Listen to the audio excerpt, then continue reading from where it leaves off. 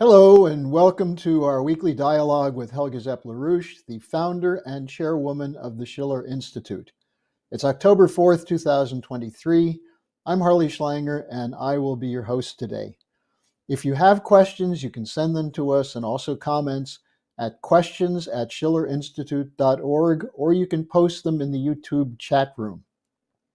Now, a lot of what we'll be discussing today is around the situation of the NATO proxy war in Ukraine against Russia. There have been a number of important developments.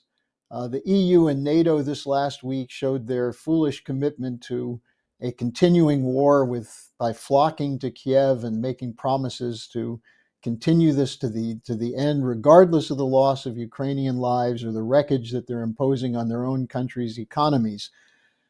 In the United States, the Speaker of the House was ousted in a fight over what, underneath everything else, was really him breaking his pledge to stop funding the war in Ukraine and his duplicity on this question of war funding. And we're seeing changes in Europe with a deepening split between Ukraine and Poland, an anti-war party in Slovakia getting the most votes in the national election on Sunday, and a sign of life for the anti-war movement in Germany, with support growing for a proposal for a negotiated peace that was put forward by four very prominent Germans. So Helga, let's open with your thoughts on this strategic conjuncture, how you see it and where you think things are headed. Well, I think it is promising, dangerous, fascinating, and hopeful. I do not want to downplay the war danger because the situation in Ukraine remains to be a meat grinder, with the British making again and again efforts to escalate the war, like the recent example of the new British Defense Minister, Grant Shapps, who had this wild idea to send the British Navy into the Black Sea to defend Ukrainian vessels, to send British soldiers to Ukraine to train Ukrainians in Ukraine. This was too much for even Prime Minister Sunak, so he made a turnaround, and now Shapps is also tuning down his war rhetoric. But that shows you, that there is still the commitment by the neocons and the British Empire's forces to escalate the war.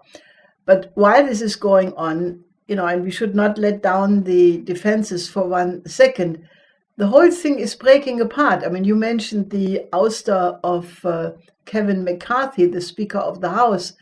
Now that is a fascinating story because this was unexpected. It has never happened before. And it was a combination of 7 Republicans and I think 210 or a large number of Democrats. And they had a vote of 216 to 210. But, the real interesting story is that what Matt Gaetz, the Republican congressman, said, basically what was behind that, namely that, the US debt, annual debt, is $2 trillion, that the United States has a total debt of $33 trillion, and that is untenable, especially now, and this was important that Gaetz brought this out in the Congress, that there is a massive de-dollarization going on, where many countries are just moving out of the dollar, moving to trade in their own national currencies, and that is now indeed becoming a factor because, this is not a natural catastrophe. This is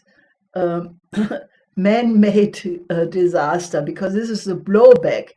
If the United States and the British would not have pushed this NATO war, the NATO expansions, 6 times NATO expansions to the east, which finally involved the Maidan coup in 2014 and the following developments ending up in the war in Ukraine, demanding sanctions against Russia, demanding, or imposing the weaponization of the dollar by just taking assets of Russia, of Afghanistan, of other countries.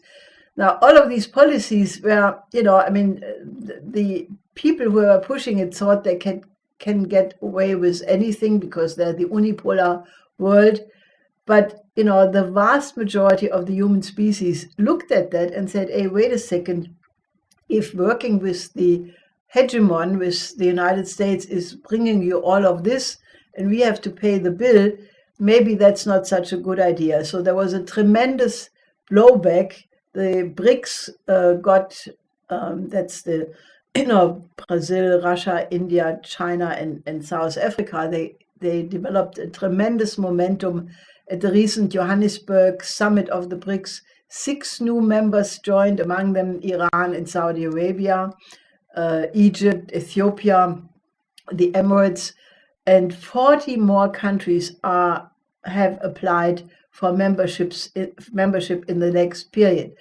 So there is right now a complete reorientation of the world, a new paradigm developing in response to the effort to impose an unipolar world when it clearly had no basis anymore and probably never had.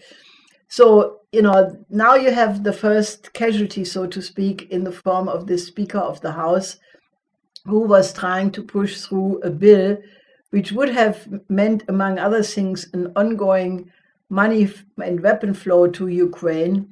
And there are a lot of people in the United States who say, basically that is money the United States citizens don't have anymore, who, are faced with a collapsing infrastructure, who are, in a terrible, also social and cultural crisis in the United States. So all of this is happening very dramatically, and within that, fortunately, there is a growing, I would say, effort to get a peaceful resolution. Now, you mentioned the paper by these 4 prominent Germans. I think we discussed it already last week, but I want to reiterate it. This is a paper presented by former General Kujat, who was the formerly highest military in Germany, Horst Hellschick, top diplomat of the time of the German unification and longtime president of the Munich Security Conference, Professor Funke, historian from Berlin, and the son of Willy Brandt, Peter Brandt. And this paper is circulating widely. I mean, the International Peace Coalition, which we have initiated, which is growing and quickly expanding, they are mobilized to get it published in as many countries as possible. And we made some breakthroughs. The paper was published and commented on in Italy, France, Switzerland, Mexico, and I probably forgot a couple of others. But there are also other people spreading this paper. So there is a growing idea that the war must end through peace negotiations. And this paper contains a very concrete proposal how that can be done. Now, that is one major vehicle for those people who really want to stop the danger of World War III. So, we will publish the link to this paper again under this webcast, and I'm asking all of you to help us to spread it. If you have any means of publications, a blog, some platform or some other print publication, please reprint it, get people to comment on it, make it known, because I think you need a rallying point. And while there has been some criticism, and actually we got some very sharp reactions of people who said this is completely unrealistic because Russia will never go for it. Russia does not trust the West anymore. Well, that is true, but what Russia thinks is determined by what the West does. And if we can mobilize a significant force for peace in the West, I'm absolutely sure that the attitude of Russia will also change, because I don't think Russia wants to have World War III, but they don't want to capitulate to a West which is, duplicitous and not honest. But if we mobilize an honest peace movement, I think we have a chance to end this war with diplomacy. And, I think the ouster of McCarthy from his position in the House over these issues should give everybody a tremendous boost and sense of optimism that you can do something to bring down tyrannical order. So we should absolutely be optimistic and keep building the peace movement. The IPC is going to expand, so join us in this effort. And let's just recognize the fact that the world is changing very rapidly, and there's absolutely nothing which can put that genie back into the bottle. So therefore, the only reasonable attitude is that we have to get the Western countries to join with the global majority and build a new system, a new paradigm of international relations. And if the Western countries would express that, everything could be solved, because I'm absolutely 100% certain that the BRICS countries and the countries of the global south would more than welcome a positive attitude coming from the West. We have a question from our friend Debashis, who wanted to know what was the result of the deliberations in the House and Senate last week. He points out that there was going to be Biden had asked for over $20 billion in new money to be made available for Ukraine. It was reduced then to $6 billion, and then it was taken out completely from the budget that was the bill that went through. But he asks, does that mean that they're not going to spend more money, or that they're still going to try and bring it up again?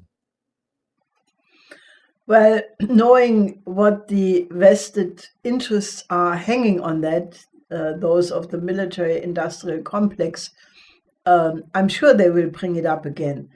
But for the time being, there is an objective bottleneck, and the bottleneck is that not only was that money not approved in this round, but the stockpiles of ammunition in the United States and even in European countries is running so low that it risks the national defense requirements of the countries involved. Now that is very interesting, because in the meantime, Russia, in the 1.5 years of the war, is actually not faced with such problems, but they have built up their war economy quite efficiently.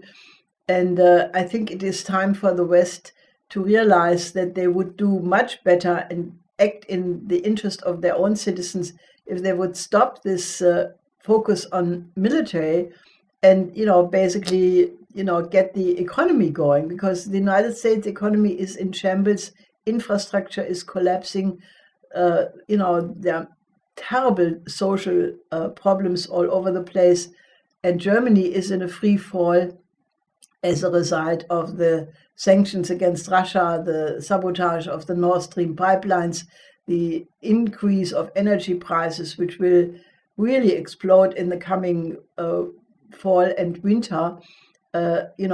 Almost half of the industry is either folding up, going bankrupt, or saying that they cannot afford to stay in Germany any longer, and they are going into foreign countries for investment, either the United States or China. And Germany is faced with a tremendous economic but also social crisis as a result. So it's really time to rethink. And if the governments who are pushing these policies are unable to rethink, they must be replaced. That is in the Declaration of Independence.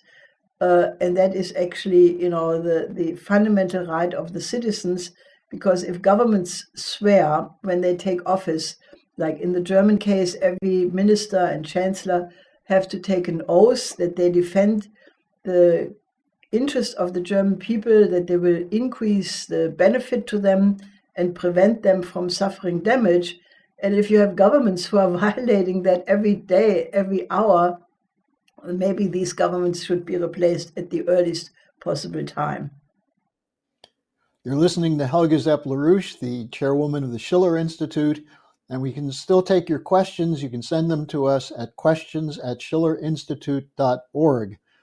Now, Helga, following up on this theme, we have a question from Angela from Italy, who asks, quoting something that you had said recently, what did you mean when you said nations of the global south, of Latin America, Asia, and Africa, are, quote, defiantly unconvinced of the righteousness of the Ukrainian cause, unquote?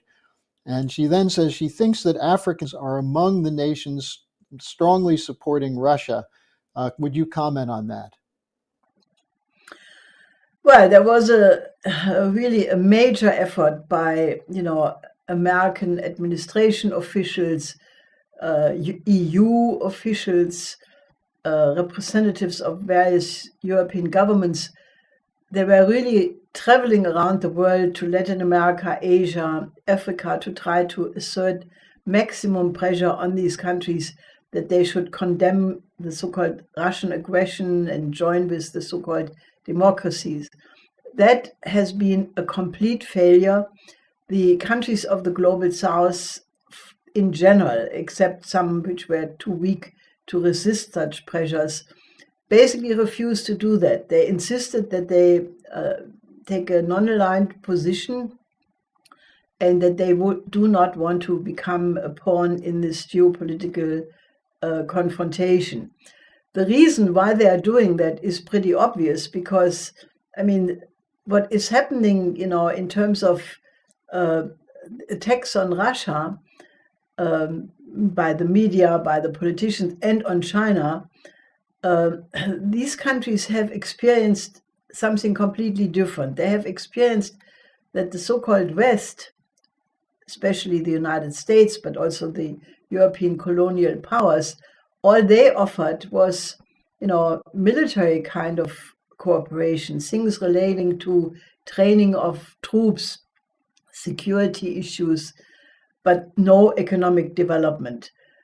And then they look at Russia and China, and they are offering economic development, infrastructure, ports, airports, nuclear plants. And they say, well, if these countries are helping us to overcome underdevelopment, then maybe they are our friends. And, especially, in some countries, the memory of colonialism is extremely vivid. Also in the fight for independence of the African nations, who was on their side? It was the Soviet Union. So, in one sense, the recent period has been like a watershed where a lot of things which were covered under, narratives and stories and so forth, it's now out all open that, the countries of the global south do not want to continue the colonial system, and who do they attribute or associate with that? It's the US, the British, the Europeans. So I think we are really experiencing a tremendous change. And if the European countries and the United States want to get back into the confidence of the countries of the global south, they have to change dramatically. They should admit that they were wrong, that they tried to continue the colonial system with modern means, through trade regulations, through conditions of credit, through basically forcing the countries of the global south to only export their raw materials, not allow them reprocessing and going up in the production chain, in the value chain, so that they would, basically get the benefit of their own resources. And they have looked through that. That's not a secret. So now they are moving in the direction of, taking the help of especially China, but also Russia and other countries to improve their production chain. And they have the desire to become middle income countries in the medium term or even short term. And I think that's such a good thing. And if the people in the North would have any sense, they would be joyful about it. The United States, after all, led the first anti-colonial war against the British Empire. in 1776. So they should be happy about it, and remember their own anti-colonial tradition rather than siding with their former colonial master, the British Empire. Now, we're continuing to get a certain amount of skepticism about the possibility for a negotiated settlement. I won't go through all the questions, but just a couple of them you may or may not want to comment on. From Jay in the chat room, he basically says, why would Russia negotiate with the West after all the broken promises?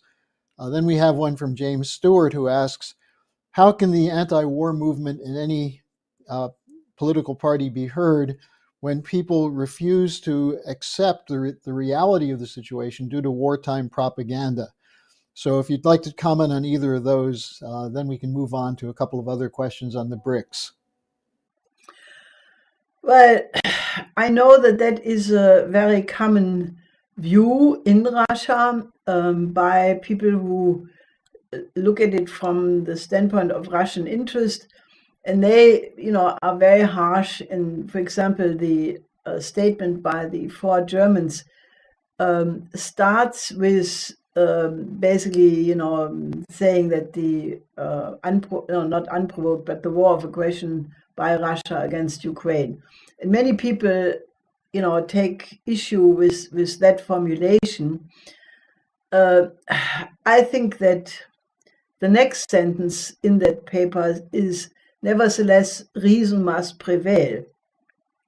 So don't get hung up on that first sentence, because, what do you think?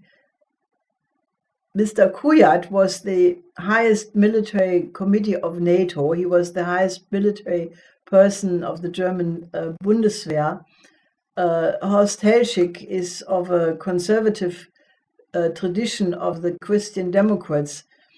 Don't expect people to not say something which they feel has to appeal to what the majority of the population thinks.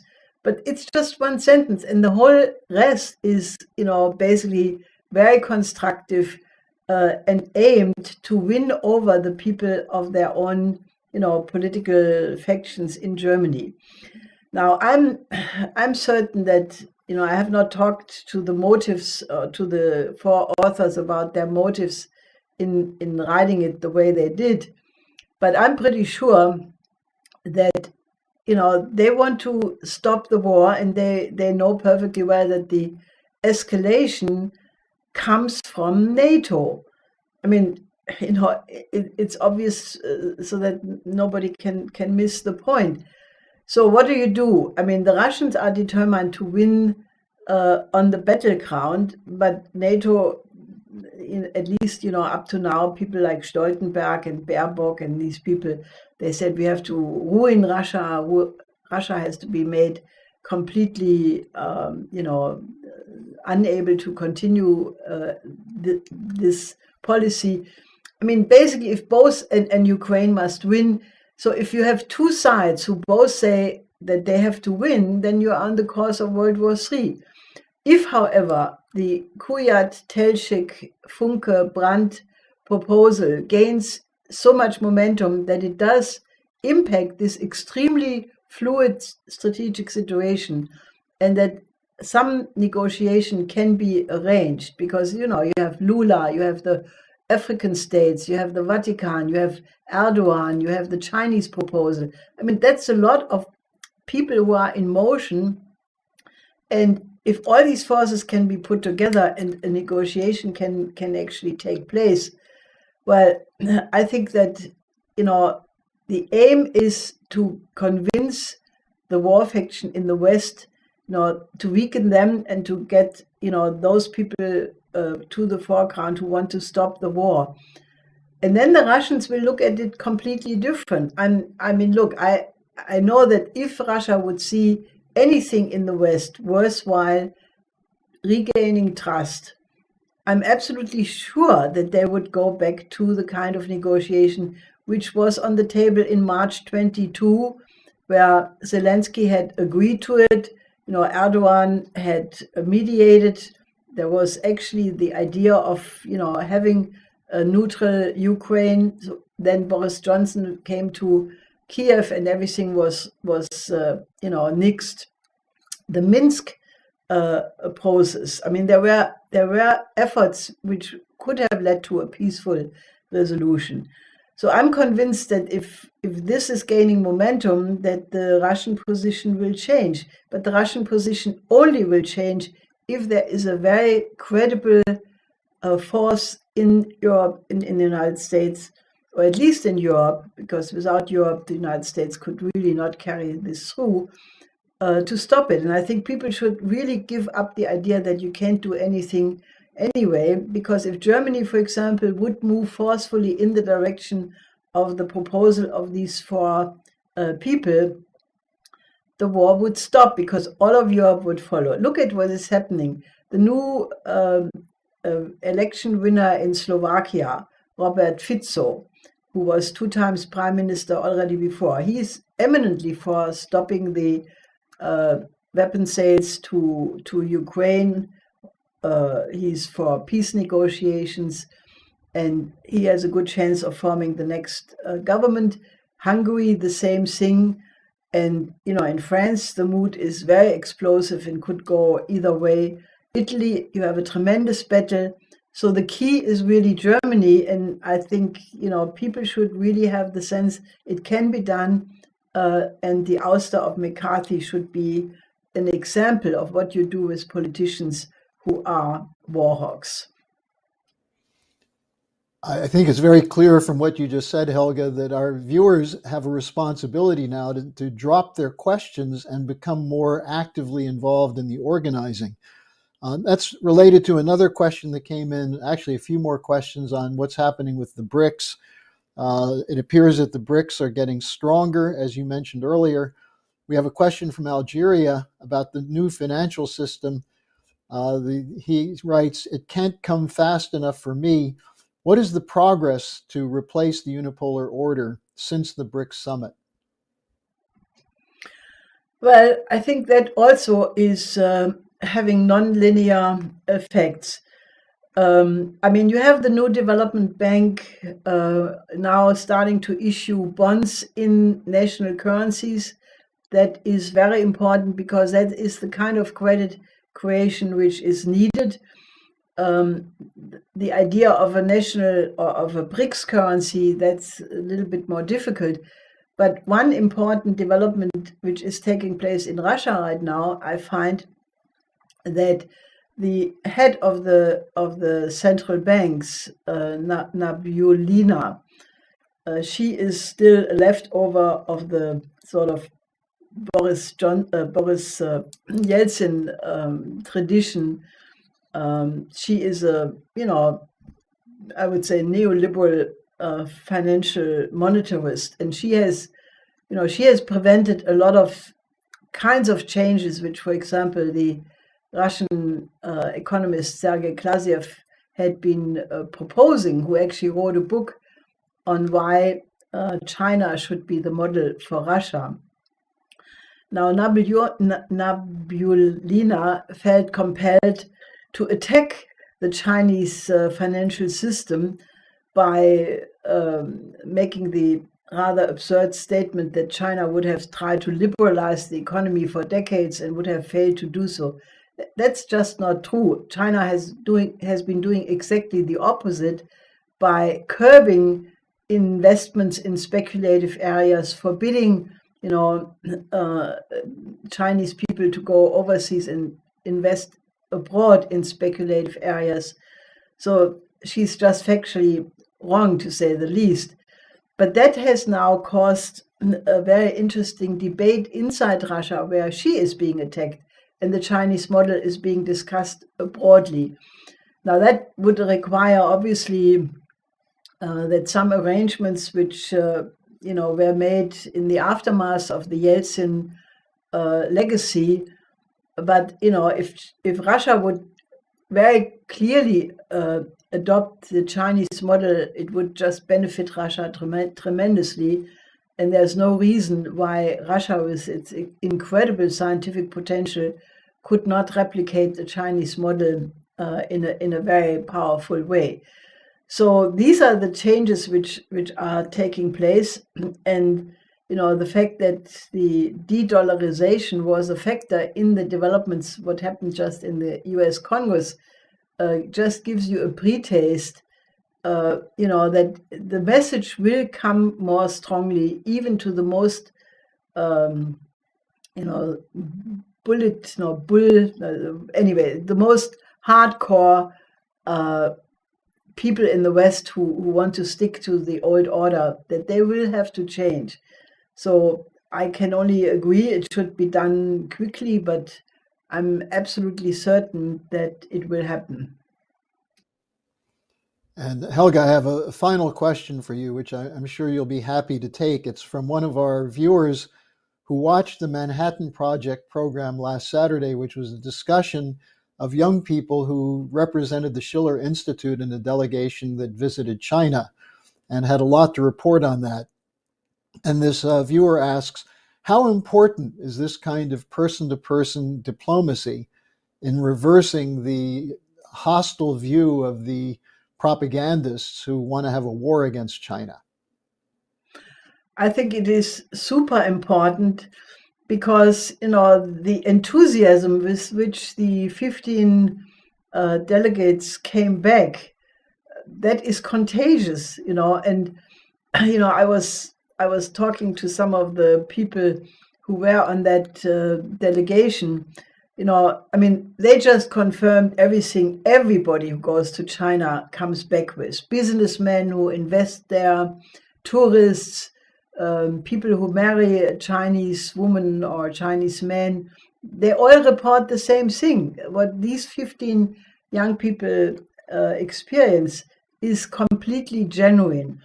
And for those critics and cynics in the West who say this is all Chinese propaganda, well, think for a second. You cannot induce 1.4 billion people to make a show. I mean, what they have seen in terms of the optimism of the people, in terms of the dedication, in terms of the desire to make things work, that comes across in every encounter you have in China. So you cannot make it up. It's real. And I think, I made a speech in 2000 in Reston, Virginia, which had the title, Why Americans Should Go There. And it was a report on the ancient Silk Road and the modern Silk Road, and why people indeed should travel there and get a sense of the incredible depths of the culture which they will find. So I think the people-to-people discussion is extremely important because, I mean, if I would not be convinced that the people of every country are essentially good, I would have given up politics for a long time. I think it's the oligarchical structures which have usurped nations, which are the reason why the political situation has become so terrible in the last decades. But the majority of people, the ordinary farmer, the ordinary craftsman, the ordinary doctor, nurse, construction worker, engineer, they all want to make things work. And in China, the work ethics is much, much better than in the West. I keep saying, that the Chinese have right now all the virtues the Germans used to have, but which we unfortunately have lost. But, it can spread back. So I can only encourage you, save up a little money, get yourself a ticket and spend your next vacation in China, and then next year in India, in Africa. Get to know the world. It's one of the most rewarding things you can do because it broadens your horizon. It makes clear that there are whole universes to be discovered when you find out about ancient cultures of another part of the world. So I'm very happy about this and can only fully suggest that you do likewise. And the discussion from the Manhattan Project, there's a link to the video on the LaRoucheOrganization.com. I think also the Schiller Institute, so you can get a sense for yourself of the excitement of the young people who went there. So Helga, thanks again for joining us. I think we'll also have a link at the bottom of the page, as you mentioned, to this peace proposal In a sense, the debate that's going on is worthwhile, because what comes up is whether people want to have a solution or an excuse. And we're past the point where excuses are acceptable. So, Helga, you have any final comments? Yes, we are trying to build this international peace coalition so that it becomes so powerful that its voice cannot be overheard. So if you are a peace activist, or you should be a peace activist, contact us. Make the activities of the IPC known to other people, because we want to open it up. We will have a big event in about 10 days from now. So you should absolutely get active with us. This is not a moment in history to just contemplate. This is a moment where it is you and many individuals who can make the difference. Okay, with that, Helga, thank you for joining us, and we'll see you again next week. Yes, till next week.